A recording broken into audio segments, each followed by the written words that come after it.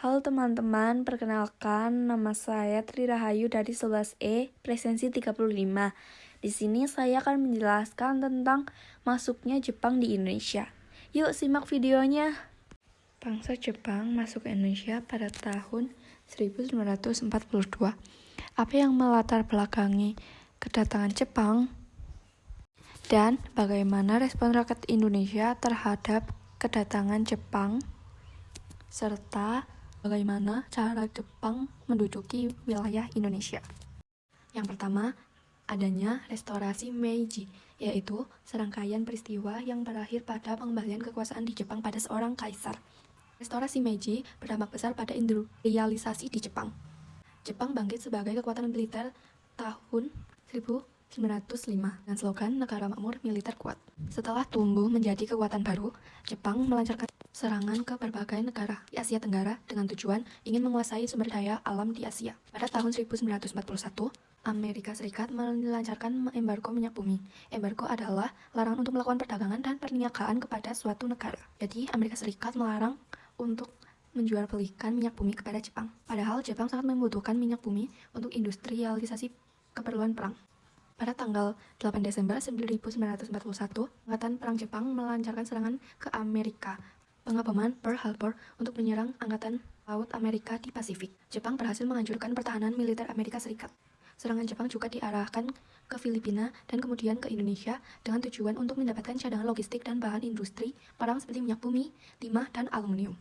Sebab persediaan sumber daya alam Indonesia dapat memenuhi kebutuhan Jepang. Proses pendudukan Jepang di Indonesia. Pasca serangan Pearl Harbor pada Desember 1941, akhirnya pada Januari 1942, Jepang mendarat dan memasuki Indonesia melalui kota Ambon. Pada saat itu, KNIL dan pasukan Australia menghalangi. Namun, kekuatan Jepang tidak terkalahkan. Jepang kemudian berhasil menguasai seluruh kepulauan Maluku. Selanjutnya, Jepang juga berhasil menguasai kota Tarakan dan Balikpapan, Kalimantan Timur. Kemudian masuk ke Pontianak dan menyerang Pulau Sumatera. Pada Februari 1942, Jepang mulai menyerang Pulau Jawa. Pada saat itu, merupakan pusat pemerintahan Hindia Belanda.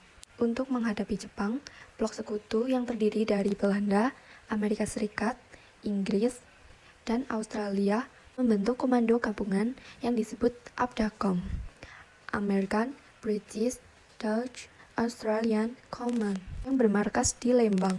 Pada 1 Maret 1942, pasukan Jepang yang dipimpin oleh Jenderal Imamura mendarat di Jawa. Alih-alih menyerang Jakarta, justru pasukan Jepang menyerang 3 tempat, yaitu Banten, Eretan Indramayu, dan Bojonegoro. Lokasi pendaratan ini tidak diduga-duga oleh Belanda. Pasukan Jepang dengan cepat menyerbu pusat-pusat kekuatan Belanda, hingga akhirnya pada tanggal 5 Maret 1942, kota Batavia sebagai pusat pemerintahan Belanda berhasil jatuh ke tangan Jepang.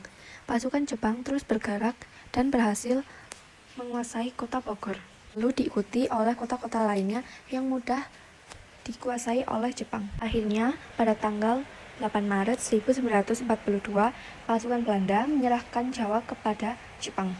Penyerahan tidak bersyarat ini ditandatangani oleh Jenderal Telporten, pasukan dari Belanda, dan Jenderal Imamura, perwakilan pasukan dari Jepang. Pendatanganan dilakukan di Kalijati, Kota Subang. Peristiwa ini disebut dengan kapitulasi Kalijati. Dengan demikian, berakhirlah masa penjajahan Belanda di Indonesia. Selanjutnya, Indonesia berada di kedudukan Jepang. Kedatangan Jepang di Indonesia pada awalnya disambut dengan senang hati oleh rakyat Indonesia, di mana orang-orang mengucapkan Banzai, Banzai, yang artinya selamat datang. Sementara itu, Jepang terus melakukan berbagai propaganda untuk menggerakkan dukungan rakyat Indonesia.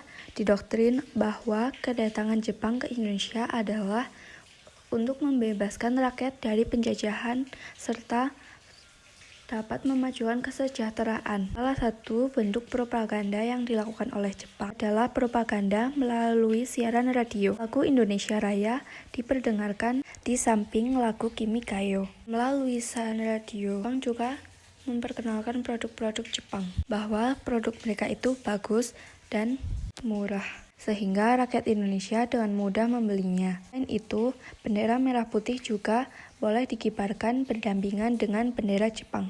Propaganda juga dilakukan oleh Jepang melalui program Pan-Asia, di mana Jepang akan memajukan dan menyatukan seluruh rakyat Asia.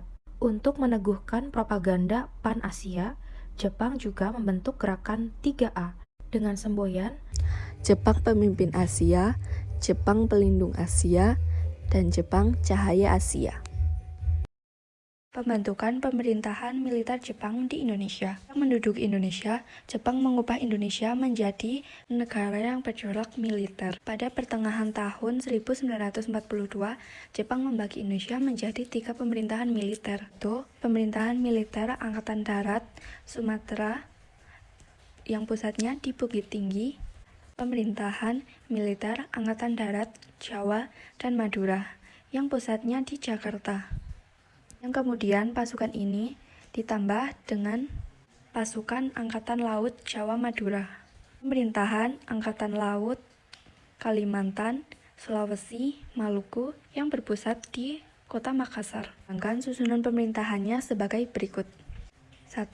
Panglima Tentara yang disebut dengan Seiko Shikikan atau Panglima tertinggi yang pada saat itu dijabat oleh Jenderal Hitoshi Imamura. Yang kedua, Kepala Pemerintahan Militer yang pada saat itu dijabat oleh Mayor Jenderal Seizaburo Okazaki. Yang ketiga, Koordinator Pemerintahan, semacam gubernur ya teman-teman. Koordinator pemerintahan ini meliputi wilayah Jawa Barat yang pusatnya di Kota Bandung, Jawa Tengah yang pusatnya di Semarang, dan Jawa Timur yang pusatnya di Surabaya. Jepang juga membentuk Satuan Polisi Militer. Nah, teman-teman, sejak membentuk pemerintahan militer ini, secara perlahan Jepang melakukan perubahan, seperti menetapkan lagu kebangsaan hanya Kimi Gayo dan melarang lagu Indonesia Raya, padahal sebelumnya lagu Indonesia Raya sering diperdengarkan. Selain itu, rakyat Indonesia juga dilarang mengibarkan bendera merah putih, dan setiap tahun rakyat Indonesia juga harus merayakan Hari Raya Tenkosetsu, hari lahirnya Kaisar Hirohito. Pembentukan pemerintahan sipil Jepang di Indonesia. Pada Agustus 1942, Jepang membentuk pemerintahan sipil melalui ketetapan Undang-Undang Nomor 28, di mana susunan pemerintahan daerah berupa Shu yang berarti karesidenan, Shi yang berarti kota, Dagan berarti kabupaten, Gun yang berarti kawedanan, Son yang berarti kecamatan, Ku yang berarti kelurahan, Su yang sekarang dikenal sebagai provinsi, dan kawedanan sekarang sudah tidak ada karena wilayah administratif di bawah kota atau kabupaten saat ini langsung ke kecamatan ya. Selain itu, Jepang juga membentuk Tonarigumi yang pada saat ini berarti rukun tetangga atau RT. Dulu, Tonarigumi dibentuk untuk mengawasi gerak-gerik rakyat agar dapat dipantau oleh pemerintah Jepang. Nah, teman-teman, jadi Jepang telah mewarisi sistem pemerintahan militer dan sipil yang saat ini masih kita gunakan. Terima kasih teman-teman yang sudah menonton videonya. Semoga videonya bisa bermanfaat ya. See you.